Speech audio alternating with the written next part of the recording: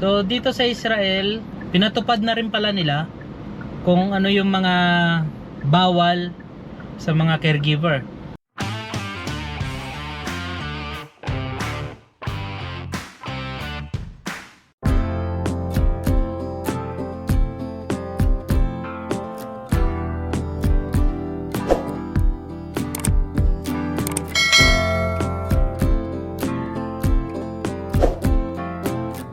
Ayun, so moment of truth. Ito na, malalaman na namin ngayon kung ano ba talaga ang kalagayan sa sakit ni Aba.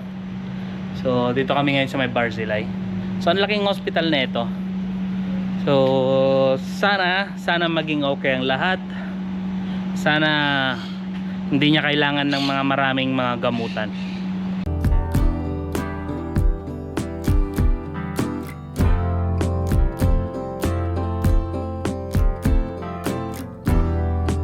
Ayun, so natapos na kami doon sa check-up ni Aba. So kumakain na lang kami ni Aba ng falafel. So si Aba na lang, hindi na ako kumain. So yun nga, nakausap kami ng doktor. Ang sabi ng doktor is kailangan pa mag CT scan sa ulo si Aba, and panibagong PET scanning ulit. Pero as of now, ang sabi nila, clean si Aba. So hindi kumalat yung cancer niya, clean and clean and clean. And yun. So ito yung pagsa-celebrate namin ni Aba. Food trip.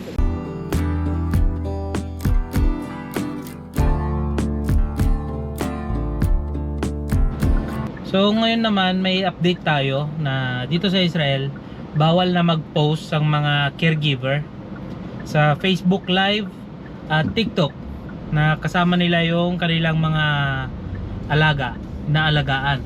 So ako, hindi ako kasama doon dahil wala naman akong Facebook, wala akong hindi ako nagpe-Facebook Live at wala rin akong TikTok.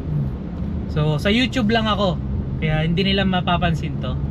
Pero sa akin kasi is may exception. So si Aba allowed ako para isama siya sa video. Yan. Allowed ako para kay Aba, pinayagan niya ako. So yung mga anak wala naman silang problema. So kapag kayo yung mga caregiver dito, medyo ingat-ingat po kayo sa pagpo-post, especially sa mga content creator, kasi pwede kayong mawalan ng trabaho at pwede rin kayong makulong. So yun yung bagong update dito sa Israel. Yan, so isa pa, gusto ko lang rin sagutin yung mga tao nagtatanong kung memorize ko raw ba yung daanan dito. So sagot ko po, hindi. So gumagamit lang po ako ng Waze, and meron akong Waze sa application and meron din akong Human Waze. Then ang Human Waze ko is si Aba. So sasabihin niya sa akin kung right or left. So ang Hebrew ng right or left ay Amina and Shmola. Shmola, right Aba? Yes. Yeah. Yun ang right and left dito sa Israel. So kung tatanong nyo rin kung mahirap ang kumuha ng lisensya dito, yes, mahirap. Kailangan na marunong ka rin sa basic Hebrew, kasi hindi lang lahat English. Meron pala nagtanong kung ano yung restriction ko dito sa driver's license ko. Pwede ako mag-drive up to 8 passenger included myself. Yun. So hindi naman mahirap mag-drive dito. Usually ang mga tao dito ay mga offensive driver sila. Hindi sila defensive, offensive. Kumbaga dito ko makakita ng mga bara-bara magpatakbo. And marami rin mga kamote rito.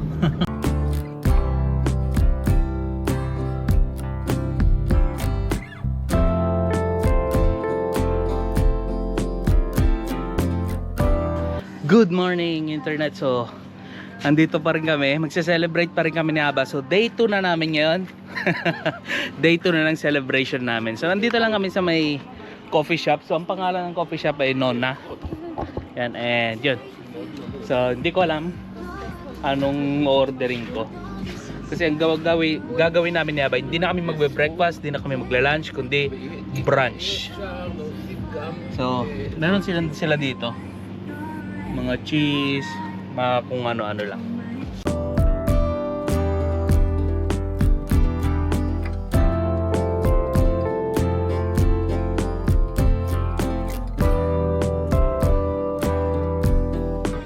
So dito sa Israel, kapag hindi nyo alam kayang basahin to, gamit kayo ng Google Translate. Pag hindi pa rin gumana ng Google Translate, open naman ang magtanong. So ganun sila kabait dito. What is this again? This Bagel toast. bagel toast. What's inside? Butter and cheese. A little bit butter, not too much. Okay, this bagel And you toast. want to put something inside? Maybe tuna? Tuna? Yeah. Okay. Bagel toast.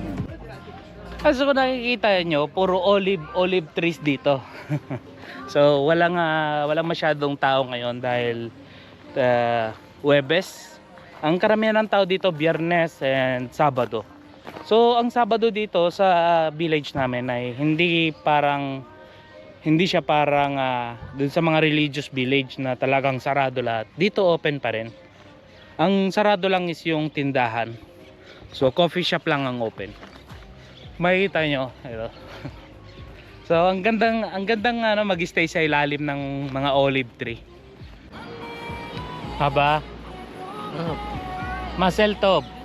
תודה, Masel Tov. תודה רבה. So, yun, buti na lang si Aba mabait. So, pinagkakatiwalaan ako ni Aba. So, ako ang may hawak ng wallet ni Aba. Kung ayaw nyo maniwala. Ito yung wallet ni Aba. Ayan. Kung nakikita nyo. Ito pa yung driver's license niya. So, ako may hawak sa wallet niya. Sa mga card niya, sa mga cash niya. Ito, yung mga cash. Ako ang may hawak. So, never pa ako nangupit. Never. Kung may gusto man ako, gaya ng ice cream or isang maliit na chocolate lang, papaalam ko sa kanya. Pag sinabi niyang yes, kukunin mo. Pag sinabi niyang no, wag mong kukunin. Yun lang yun.